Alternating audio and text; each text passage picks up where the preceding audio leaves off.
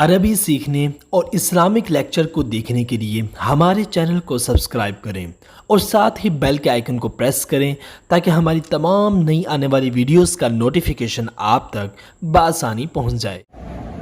بسم اللہ الرحمن الرحیم۔ ترجمہ کورس ترجمہ کیسے کریں پارٹ 2 آج دوسری کلاس ہوگی۔ ہماری گفتگو یہ چل رہی تھی کہ با محاورہ ترجمہ کیسے کریں۔ ہم اس کی تعریف بھی پڑھ چکے تھے اور اس کی ایک مثال ہم پڑھ رہے تھے۔ الم تری الی الذین اوتوا نصیبا من الکتاب، اس پر گفتگو ہو رہی تھی کہ اس کا لفظی ترجمہ کیا ہوگا اور اس کا با محاورہ ترجمہ کیا ہوگا۔ اس کا لفظی ترجمہ یہ ہوگا، عالم لفظی ترجمے کی ڈیفینیشن کیا تھی کہ ترتیب وار کلام کے اصل ترتیب کا خیال رکھتے ہوئے ترتیب وار ایک ایک لفظ کا آپ ترجمہ کریں گے تو یہ لفظی ترجمہ کہلائے گا۔ اور با محاورہ اب اس کا ہم لفظی ترجمہ کرتے ہیں۔ عالم کیا، لم تارا کیا آپ نے نہ دیکھا، الی الذین ان لوگوں کی طرف، اوتو جنہیں دیا گیا، نصیباً حصہ، من الکتاب کتاب سے۔ تو کچھ کلام کی ترکیب نحوی کا خیال رکھتے ہوئے ہم نے ترتیب وار ایک ایک جز کا ترجمہ کیا۔ تو اب یہ کون سا ترجمہ ہو جائے گا؟ لفظی ترجمہ۔ اب اس کا با محاورہ ترجمہ کی کیا تعریف پڑی تھی کہ کلام کی ترکیب نحوی کا خیال رکھتے ہوئے محاوراتی تعبیر کے مطابق ترجمہ کرنا، یعنی ہمارے جملوں کی ترتیب اگر محاوراتی تعبیر کے مطابق ہوگی کہ اس بات کو اگر ہم اردو زبان میں منتقل کرنا چاہتے ہیں تو اسی بات کو اس زبان والے ادبا فصحا جس ترتیب کے ساتھ جن الفاظ کے ساتھ ادا کرتے ہیں، اگر ہم بھی اسی ترتیب کے ساتھ انہی الفاظ کے ساتھ محاوراتی تعبیر کے مطابق اگر ہم اس بات کو بیان کرتے ہیں تو ہمارا یہ ترجمہ کیا کہلائے گا؟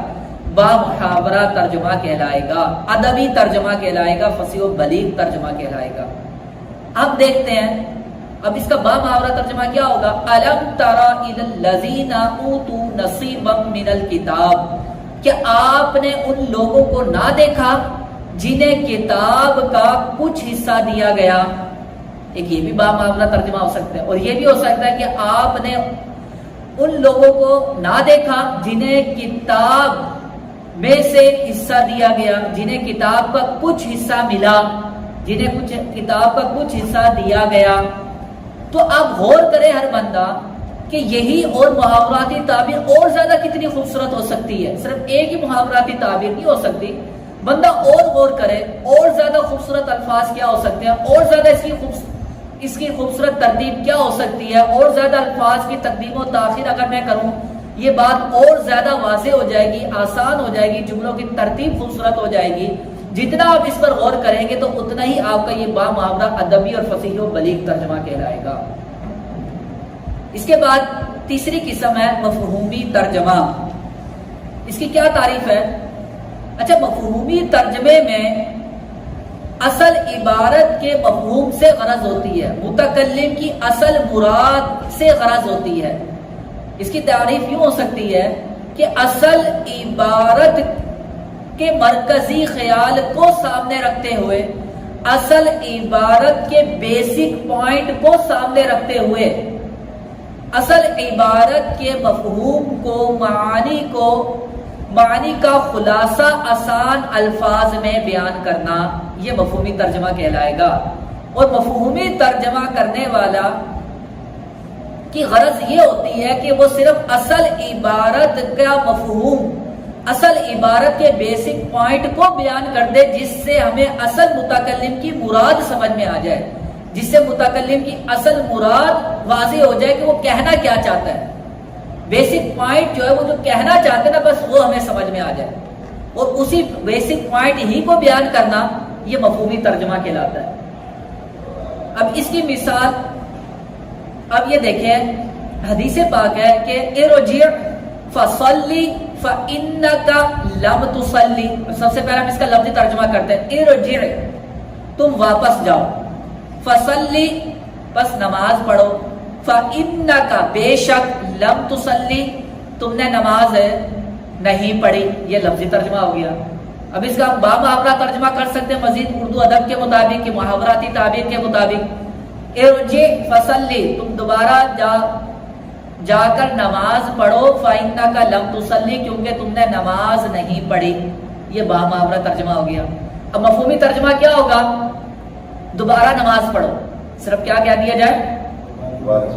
दोबारा। के मफहूमी तर्जमे में क्या होता है कि असल इबारत के बेसिक पॉइंट को बयान कर दिया जाए। इस इबारत का, इस तवील जुमले का बेसिक पॉइंट क्या है? बस दोबारा नमाज पढ़ो। मुख्तसर हो गया ना जुमला। कलाम क्या हो जाता है? तर्जमा क्या हो जाता है? मुख्तसर हो जाता है। अब इसके बाद तशरीही तर्जमा। अब इसकी तारीफ क्या होगी? चौथी किस्म तर्जमे की, तशरीही तर्जमा। तशरीही तर्जमे की तारीफ ये होगी कि असल इबारत पर कुछ जायद अल्फाज के साथ तर्जुमा करना।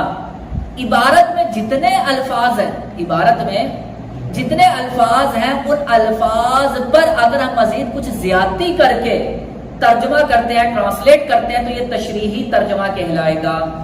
ये तशरीही तर्जुमा कहलाएगा। अब इसकी मिसाल ये देखें। अच्छा, पहले इनके दरमियान फर्क समझ लें, फिर मजीद वाज़ेह हो जाएगा।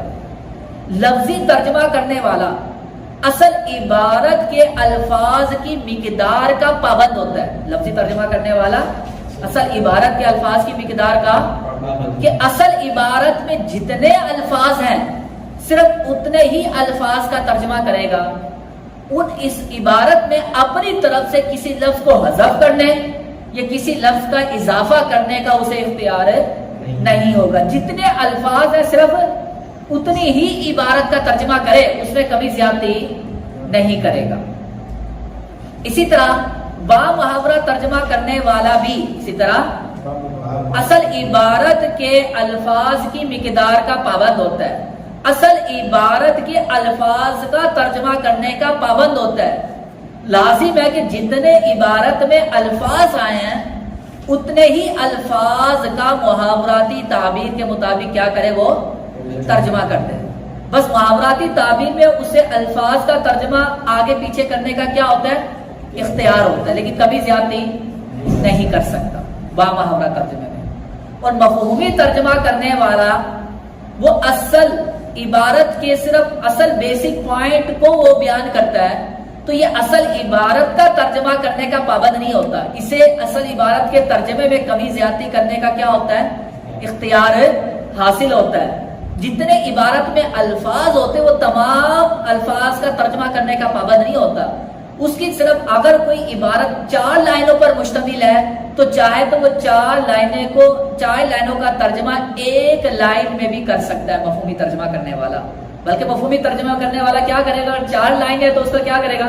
2 लाइनों में तर्जुमा कर देगा। 2 लाइनों में ही वो 4 लाइनों का मफहूम बयान करेगा।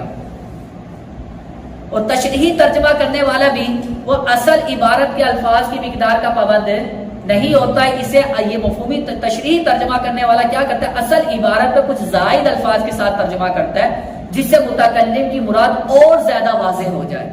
तो ये भी असल इबारत के अल्फाज की मिकदार का पाबंद है। सिर्फ 2 अशखास सिर्फ क्या होंगे? लफ्जी तर्जुमा करने वाला और बामुहावरा तर्जुमा करने वाला। अब इसकी मिसाल ये देखें, यही देख लें। इरजी फसल्ली फ़इन्नका लम तुसल्ली। हमने इसका बामुहावरा तर्जुमा क्या किया था? तुम वापस जाओ, नमाज पढ़ो क्योंकि तुमने नमाज नहीं पढ़ी। और मफहूमी तर्जुमा क्या किया हमने? दोबारा नमाज पढ़ो। अल्फाज कब हो गए ना हमारे, अब देखें। और इसका अब तशरीही तर्जुमा क्या होगा? तुम दोबारा जाओ, वापस जाओ, दोबारा नमाज पढ़ो। फसल्ली, अब देखिए यहाँ पे अल्फाज, फसल्ली का मतलब ऐसे क्या था? नमाज पढ़ो। लेकिन हमने क्या तर्जुमा किया समझाने के लिए? तो असल इबारत पर हमने कुछ जायद अल्फाज के साथ तर्जुमा किया, तो ये तशरीही तर्जुमा हो गया। फ़इन्नका लम तुसल्ली, क्योंकि तुमने दुरुस्त तरीके के मुताबिक नमाज नहीं पढ़ी। क्योंकि तुमने दुरुस्त तरीके के मुताबिक, हमने कितने अल्फाज का इजाफा किया इसमें? दुरुस्त तरीके के मुताबिक। हमने असल इबारत पर इस जायद अल्फाज का क्या किया? कुछ इजाफा कर दिया। इन अल्फाज का क्या किया हमने? अगर इबारत पर कुछ जायद अल्फाज का तर्जुमा इजाफा कर दिया जाए तो कौन सा तर्जुमा बन जाता है? اب سمجھ جائیں گے یہ کون سا ترجمہ کیا اس نے؟ تشریحی ترجمہ کیا. اسی طرح ایک مثال ہے الکلام قسمانی. الکلام اس کا لفظی ترجمہ کیا ہوا؟ کلام دو قسمیں ہیں. لیکن یہ تعبیر محاوراتی تعبیر کے مطابق نہیں ہے. اہل زبان کس طرح یوں نہیں کہتے کہ کلام دو قسمیں ہیں، بلکہ کیا کہتے ہیں؟ اس کا مطلب ہے کلام دو قسمیں. اگر آپ ترجمہ کرتے ہو تو یہ لفظی ترجمہ ہوگا. اگر یہ ترجمہ کرتے ہو کلام کی دو قسمیں، یہ تعبیر محاوراتی تعبیر کے مطابق ہے، تو یہ کون سا ترجمہ بن جائے گا؟ اگر میں یہ کہتا ہوں کہ کلام دو قسموں پر مشتمل ہوتا ہے، کیونککہ اصل عبارت میں ہم نے کچھ زائد الفاظ کے ساتھ ترجمہ کیا، تو یہ تشریحی ترجمہ بن گیا. تو اب کہنے کا مقصد یہ کہ جب بھی آپ ترجمہ کریں تو پہلے آپ نے ترجمے کی کوئی قسم سلیکٹ کرنی ہے کہ آپ نے لفظی ترجمہ کرنا ہے یا با محاورہ ترجمہ کرنا ہے یا مفہومی ترجمہ کرنا ہے یا. اور مشورہ یہی ہے کہ جب تک لفظی ترجمہ کرنے کی صلاحیت پیدا نہ ہو جائے، جب تک لفظی ترجمہ کرنے کی تب تک آپ با محاورہ یا مفہومی یا تشریحی ترجمے کی طرف نہ آئیں. سب سے پہلے کچھ عرصہ پریکٹس کریں، صرف لفظی ترجمہ کرنے کی پریکٹس کریں. جب آپ سمجھیں کہ مجھے لفظی ترجمہ کرنے کی مہارت میرے اندر پیدا ہو گئی یا میں اچھے طریقے سے لفظی ترجمہ کر سکتا ہوں، پھر آپ کس کی طرف آئیں؟ با محاورہ. پھر با محاورہ ترجمہ کرنے کی کچھ عرصے تک آپ پریکٹس کریں. جب اس میں بھی آپ کامیاب ہو جائیں، ماہر ہو جائیں، پھر آپ مفہومی ترجمے کی طرف آئیں، تشریحی ترجمے کی طرف آئیں. پھر جہاں جیسی ضرورت ہو اب اس کے مطابق وہاں پر دوسرا ترجمہ کریں.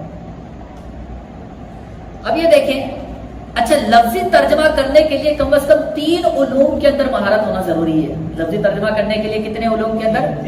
نمبر 1 صرف. نمبر 1 فن صرف. کیا مطلب فن صرف؟ کہ جس لفظ کا ترجمہ کرنا چاہتے ہیں اس کا صرفی فلسفہ، صرفی لاجک معلوم ہونا ضروری ہے. اس کی حقیقت و ماہیت کیا ہے؟ یہ جو لفظ ہے اسم ہے، تو اسم کی کون سی قسم ہے؟ اس میں جامد ہے، اس میں مصدر ہے، اس میں معنی ہے. اگر اس میں مشتق ہے تو اس میں مشتق کی کون سی قسم ہے؟ اس میں فاعل ہے، اس میں مفعول ہے، صفت مشبہ ہے، اس میں تفضیل ہے، اس میں مبالغہ ہے، اس میں اعلی ہے، اس میں ظرف ہے، اس میں منصوب ہے. اصلا مشتقات تو 7 ہوتے ہیں، تو ان کی کسی ایک قسم کی تعین کریں نا کہ کون سی قسم ہے، پھر اس کے مطابق آپ ترجمہ کریں. اگر فعل ہے تو پھر آپ خود اپنے آپ سے سوال کریں، یہ فعل ہے تو کون سا فعل ہے؟ فعل ماضی ہے. اگر فعل ماضی ہے تو معروف ہے، مجہول ہے، لازم ہے یا متعدی؟ کتنے سوالات اٹھتے ہیں.